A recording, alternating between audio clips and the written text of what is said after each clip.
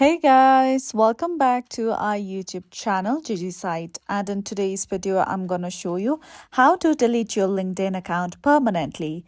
So in order to do so, firstly open LinkedIn application.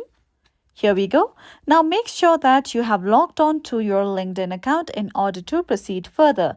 Now simply tap on your profile picture icon at the top left corner of your screen. Now go ahead and tap on the option of settings.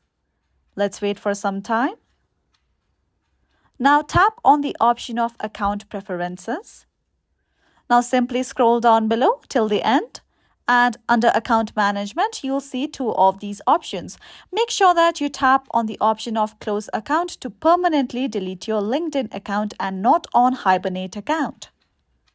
Now over here all you have to do is tap on the option of continue in order to proceed further. Now you have to select the reason for your account deletion. You can select any of these options given here. So for instance, I'm going to choose this first option given and then tap on next. Now in order to move further, you have to enter your password.